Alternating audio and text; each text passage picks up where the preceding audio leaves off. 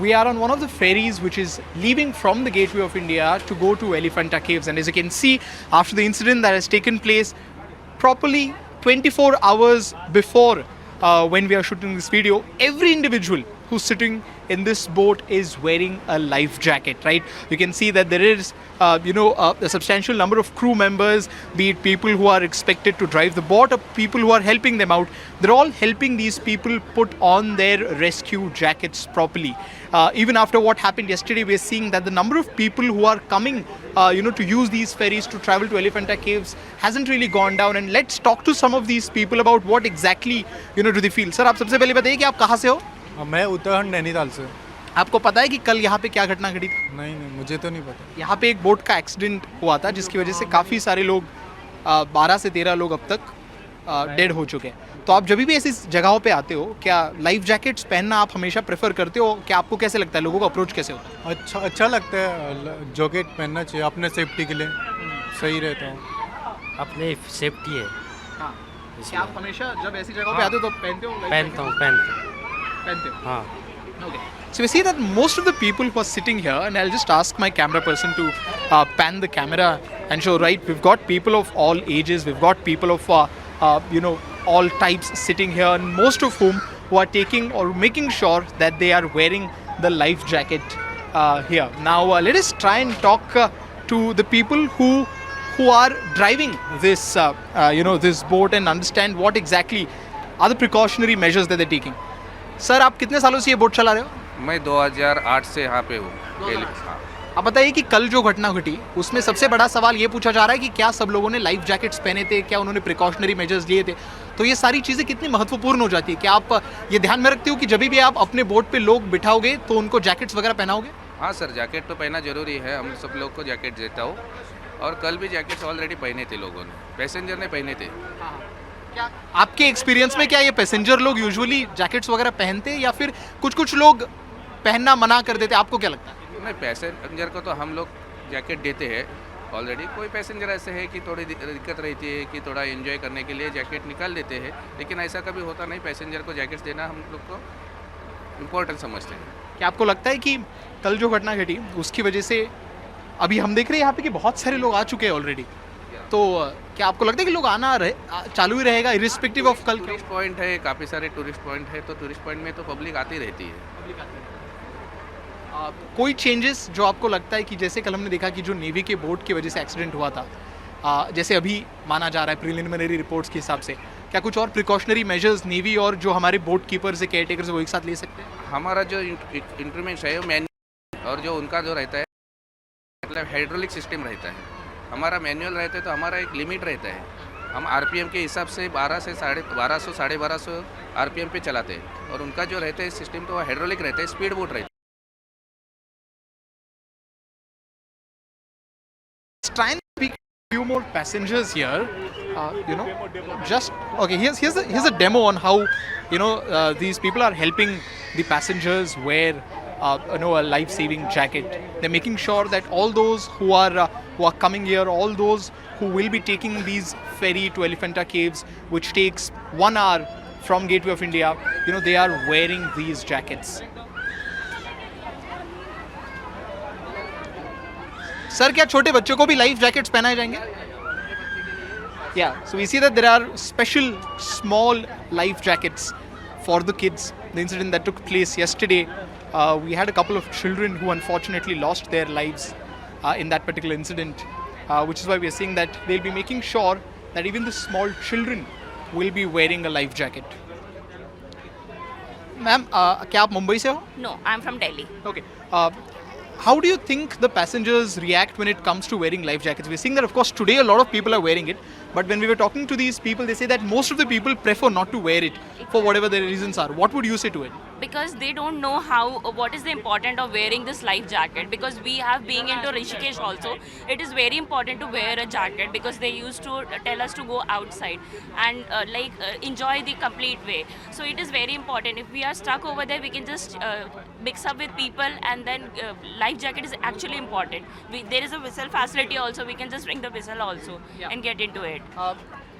are you aware of what happened here yesterday? Yeah, yesterday, yeah. And even after that, you've come on this ferry. So you basically putting a lot of trust in these ferries. Yes, and I am with my father-in-law as well, and he is my husband. So we are traveling over here because we are confident, and he is a swimmer also. Acha. So that's an important that we are traveling with the family also. We are confident that we will be visiting. That's no problem with us because of this. Thank you so much. These were a few of the people who are very excited to take on these journeys, even when they know that there has been an accident yesterday, only because they trust the people who travel or who use these boats, and because they're also aware of the fact that if they wear life jackets, they will be safe. I have with me Mr. Jogaram Bhati, whose acquaintance is currently missing. Sir, सबसे पहले ये photo दिखाइए और बताइए कि आपका क्या नाता है इनके साथ और ये इनके बारे में क्या कम्युनिकेशन? ये मेरे छोटे भाई है, मैं उनका बड़ा भाई हूँ, मेरा नाता है। ये बोट में गए थे, इनके मेंबर भी साथ में थे। टोटल ये 5 जन थे। इनकी वाइफ थी, इनका बच्चा था और 2 रिलेशन वाले गांव से आए थे, वो दोनों जन साथ में थे। टोटल 5 मेंबर थे। 5 में से 4 को हमने रेस्क्यू कर लिया है, उनको घर लेके चले गए हैं। लेकिन ये हंसाराम भाटी का अभी तक कोई पता नहीं लग रहा है, कहाँ पे है, क्या है। क्या आपके जो बाकी जो 4 लोग थे परिवार वाले, क्या उन्होंने कुछ बताया कि जब रेस्क्यू कर रहे थे तो क्या ये उनको दिखे इन्होंने लाइफ जैकेट पहना था? उन्होंने जैकेट पहना, वहाँ तक उन्होंने देखा, परिवार वालों ने जहाँ तक उन्होंने जैकेट पहना यहाँ तक देखा। लेकिन जो बोट के अंदर दूसरे कुछ हमारे समाज के ऐसे लोग थे, जो हमारे मारवाड़ी समाज के लोग थे, उन्होंने जो फर्स्ट वीडियो 351 पे जो एक्सीडेंट हुआ, उसके बाद में 355 में उन्होंने फर्स्ट वीडियो जब अपलोड किया, तो वो बता रहे हैं कि उनको रेस्क्यू बोट में चढ़ाया, यहाँ तक देखा। फिर वो बोट कहाँ गई, कुछ गई क्या, कुछ पता नहीं। क्या आपने पुलिस वालों के साथ जितने सारे हॉस्पिटल्स की लिस्ट बीएमसी ने दी है, जितने सारे पुलिस स्टेशन की सारे चेक किए, उरन तक चेक किया हमने। क्या क्या पुलिस वाले फिलहाल आपको क्या बता रहे हैं? वही बता रहे हैं अभी तक कुछ मिसिंग का कोई पता नहीं लग रहा है। पुलिस के मुताबिक 2 से 3 लोग अभी भी मिसिंग हो सकते हैं, तो क्या आपको लगता है कि उनमें से एक? हाँ, वो हो सकता है। अभी पुलिस के हिसाब से क्या बोल सकते हैं वो आइडिया नहीं, लेकिन हमारा भाई मिसिंग है, ये हमको पूरा आइडिया है। This was Mr. Bhati, whose brother is still missing. He's very sure of the fact that he was wearing a life-saving jacket and he got onto the rescue boat, and there were 4 other people along with him as well. But the whereabouts of the brother is still not known. 13 people are dead as of now in the Mumbai tragedy that took place yesterday at 4 p.m. Of course, the families of all of those people are in distraught, and here we have with us a daughter and a brother of one of those individuals who died yesterday in the tragedy. आपको कब पता चला जो incident हुआ उसके बारे में? कल सुबह 4 बजे पता चला था।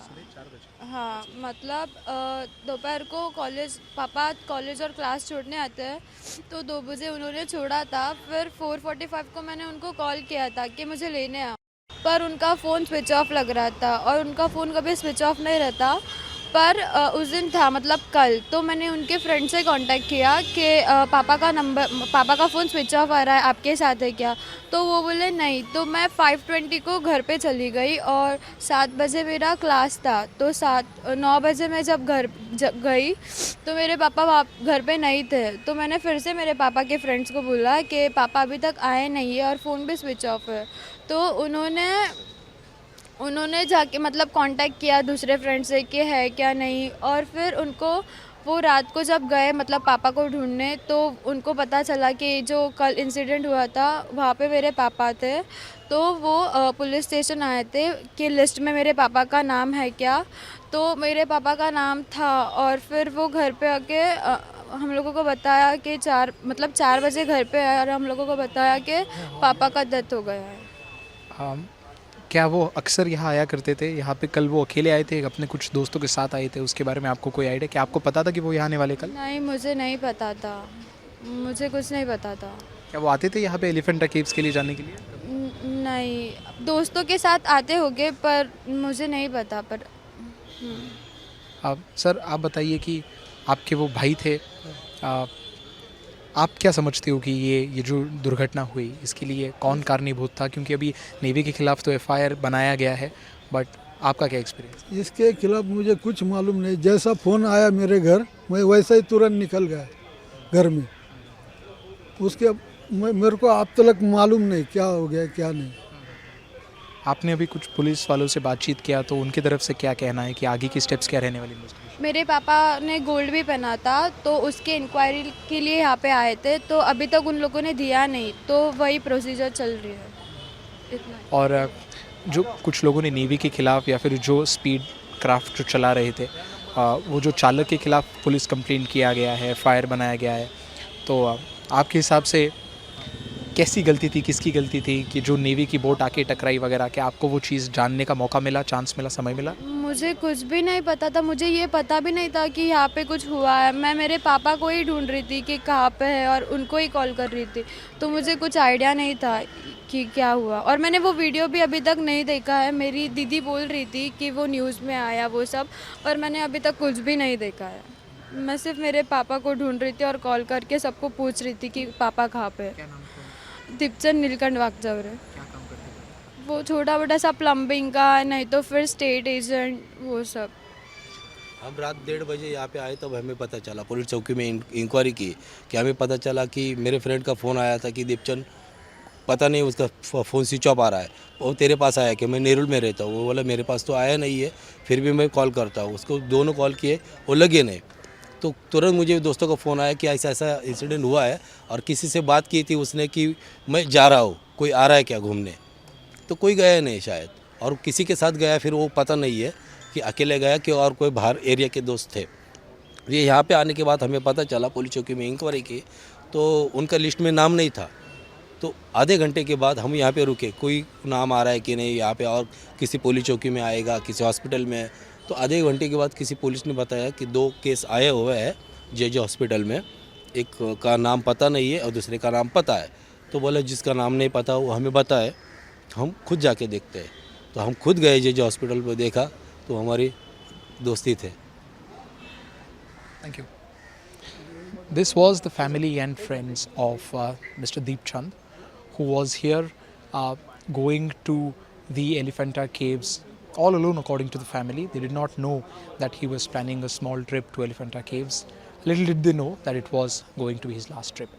Mumbai might have a history of tragedies, but it also has the history of a lot of saviors, of a lot of people who come forward and do more than what is required to save the life of several people. Here I am with one such unsung hero who saved over a dozen lives yesterday. Sir, सबसे पहले आप आपका नाम बताइए और बताइए कि कल आप कहाँ थे जब ये इंसिडेंट हुआ और ये कैसी सारी चीज़ें हो गई आपके सामने? ये जो एक्सीडेंट हुआ उससे पहले हम लोग पायलट पापा नवंबर साहब को JD3 बर्थिंग एरिया, वहाँ से उनको दिसंबर करके जस्ट आ ही रहे थे, तो JD5 और JD4 के बीच में हम लोग को JD कंट्रोल ने कॉल किया, थोड़ा इमरजेंसी बोट डूब रहा है, थोड़ा स्पीड से जाओ। तो जो 18 to 20 मिनट का जो डिस्टेंस था, हम लोग ने 8 मिनट में उसको कवर कर लिया। और जहाँ जाने के बाद ना, जहाँ से आवाज़ दर्ज है, जितना भी हो सके हम लोग ने उसको क्या बोलते हैं रेस्क्यू किया। जी। जब आप उस मौके पे पहुँचे तो आपने सबसे पहले क्या देखा? क्या सिचुएशन था? क्या लोग ऑलरेडी पानी में जा रहे थे बोट से या फिर लोग पानी में ही थे? आपने सबसे पहले क्या देखा? ऊपर का जो एरिया था ना, उसमें हम लोग को जाने मिला नहीं। वहाँ पे मेरे को लगता है, अभी मैं गिन तो नहीं सका, लेकिन वहाँ पे भी पब्लिक था, और जो पानी में जो पब्लिक था उसमें 8-10 जन के पास लाइफ जैकेट नहीं था, तो पहले उनको लाइफ जैकेट देके ना उनको रेस्क्यू किए, और बाद में जो लाइफ जैकेट वाले जो थे उनको फिर रेस्क्यू करना चालू किया। फिर आप जैसे और कितने लोग थे वहाँ पे जो कि ये जो लोग पानी में जा रहे थे उनकी मदद कर रहे थे? हम लोग से पहले एक पेट्रोलिंग बोट था, एक वुडन बोट था, और एक नेवी का बोट था। हाँ, तो नेवी का बोट तो हेल्प के लिए ना दूसरे बोट को थोड़ा कॉल देने जा रहा था, और हम लोग जितना हो सके जितना जल्दी जाके ना उनकी हेल्प किए जैसा उनको ज़रूरत था। आपके मुताबिक ये अभी ये जो फेरी वाले लोग हैं, उन्होंने कहा कि नेवी के बोट के उधर चक्कर चल रहे थे और वो एक एक्सीडेंट होकर अंदर जाके लगा, तो आपके इन्फॉर्मेशन के मुताबिक क्या हुआ? एक्चुअली जो बोलते जन बोले ये इंस्टेंट था, और बोल से बोले इंजन फेल था। अभी मैं प्रॉपर तो नहीं बोल सकता, लेकिन ये जो मैंने जो स्पीड थी ना, वो चैनल में इतना स्पीड से जाना सही नहीं, मेरे को लगता है। बहुत तेज था, बहुत स्पीड से था। और एंड में एक्चुअली अभी मैं इन शॉर्ट क्या बोलता हूँ, ये एक्सीडेंट होने के बाद, ये एक्सीडेंट चैनल में नहीं होता था ना, तो ट्रैफिक कम होता था। अभी इसके वजह से क्या पूरा क्या बोलते हैं, इनबाउंड आउटबाउंड टोटली है ना, जो जब मैंने आई मीन बोट जो आना जाना तो टोटली बंद हो गया था। आप कितने सालों से यहाँ पे काम करते हो सर? मैं 18 साल से काम करूँ। 18 साल में ऐसा पहली बार हुआ है? इतना बड़ा हादसा तो मैंने कभी नहीं देखा। इससे पहले हादसा देखा, बोट डूबते लेकिन सबको ना सेव कर देते, एक हाथ दुखा, कभी डूब गया तो डूब गया, लेकिन इतना 12-13 कभी नहीं सब। और ये जो बोल रहे हैं कि जो इंजन का टेस्टिंग चल रहा था, कि ये इंजन का टेस्टिंग इसी एरिया में होता है या कहीं और एरिया में होता है? एरिया में रिस्ट्रिक्शन है sir, we can't do anything there, कुछ भी नहीं कर सकते। उधर सिर्फ है ना वो जो चैनल है ना वो बड़े वेसल के लिए, आई मीन वो 15 मीटर 14 मीटर 10 मीटर का जो ड्राफ्ट है ना वो वेसल के लिए वो चैनल है। टेस्टिंग होता नहीं है। इम्पॉसिबल, होना ही नहीं मांगता, होता ही नहीं उधर। फाइनली बताइए कि आपने जितने लोगों को बचाया, क्या आपको लगता है कि लाइफ जैकेट कितने लोगों ने पहने थे आपके? कितना याद होगा आपने से? वो पर्टे साहब का ये बोट है, लाइफ जैकेट मेरे को लगता है ना वो कैपेसिटी के हिसाब से भी ज़्यादा थे, अच्छा। क्योंकि वो प्रिकॉशन हर चीज़ का दे देता है। पर्टे साहब का बोट कभी है ना ये इसमें ना पहला प्रिकॉशन लेता हूँ बराबर। और बोट पे कितने लोग थे आपके ऑब्जर्वेशन के मुताबिक, एक अंदाजा? नहीं अभी ये तो मैं नहीं बोल सकता, जितना आपने जो 20-25 का अपने रेस्क्यू किया सर। 20-25 आपने बराबर। Thank you so much. This was one of the rescuers who saved as many as 20 to 25 people, and he's very adamant of the fact on how that was not the area which was meant to be used by the Navy when it comes to their engine testing. 13 people dead, 2 missing, and lives of many others have taken an ugly turn after the accident that took place here in the Arabian Sea yesterday. Now, the side of the caretakers of the boats or the boat owners is very clear according to them. They've been taking as many precautions as they could, is what they're saying. But a lot of unanswered questions still remain when you talk about the Navy. With senior camera person Rajendra Dayarkar, this is Anuj Rai reporting for NDTV from Mumbai.